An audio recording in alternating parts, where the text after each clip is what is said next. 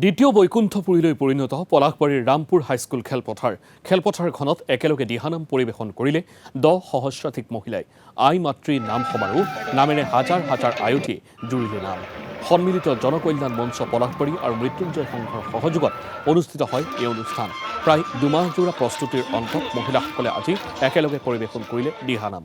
অনুষ্ঠানত উপস্থিত থাকে বৈদেশিক পৰিক্ৰমা ৰাজ্যিক মন্ত্ৰী পবিত্ৰ মাৰ্ঘেৰিটা, উপস্থিত থাকে চমৰীয়া সত্ৰৰ সত্ৰাধিকাৰ নিগমা অধিকাৰী, সন্মিলিত জনকল্যাণ মঞ্চৰ মুখ্য উপদেষ্টা হিমাংশু শেখৰ বৈশ্য, সত্ৰাধিকাৰ গোপাল প্ৰভুৰ লগতে বহুতো বিশিষ্ট ব্যক্তি।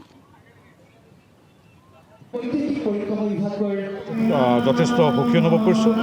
উদ্যোক্তা বিশেষকৈ হিমাংশু শেখৰ বৈশ্য আৰু স্থানীয় উদ্যোক্তা যিসকল আছে প্ৰত্যেককে লগতে এই প্ৰশিক্ষণ দিয়া নাৰায়ণপুৰ গোপাল প্ৰভু সকলোকে অভিনন্দন আৰু ধন্যবাদ জনাইছোঁ। ইমান সুন্দৰভাৱে আমাৰ আধ্যাত্মিক চিন্তা চৰ্চা চেতনা আৰু সৃষ্টিৰাজিক এইদৰে নতুন প্ৰজন্মৰ মাজত বা ইয়াত বহু মাধ্যমৰ যোগেদি দেশ বিদেশৰ লোকে চাই আছে, তেওঁলোকৰ মাজত ইমান সুন্দৰভাৱে উপস্থাপন কৰাৰ বাবে সকলোৱে গম পাইছে।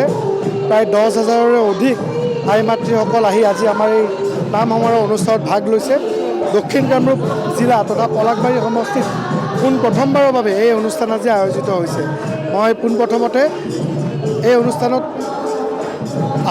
যোগদান কৰা আই মাতৃসকলক আপোনালোক সংবাদ মাধ্যমৰ জৰিয়তে অশেষ ধন্যবাদ আৰু কৃতজ্ঞতা জ্ঞাপন কৰিছোঁ। আৰু মই ভাবোঁ যে এইটো আমাৰ দক্ষিণ কামৰূপ জিলা তথা পলাশবাৰী সমষ্টিত এক অভিলেখ সৃষ্টি হৈছে, যদিও আমি আনুষ্ঠানিকভাৱে কোনো এনেকুৱা ব্যৱস্থা কৰা নাই। আগতে আজি যিসকল ব্যক্তি আহিছে কৈছে যে আগতে এনেকুৱা আধ্যাত্মিক অনুষ্ঠান, এনেকুৱা নামৰ অনুষ্ঠান আমাৰ এই পলাশবাৰী সমষ্টিত কেতিয়াও অনুষ্ঠিত হোৱা নাছিল। মই ইয়ালৈ আহি যথেষ্ট সুখী অনুভৱ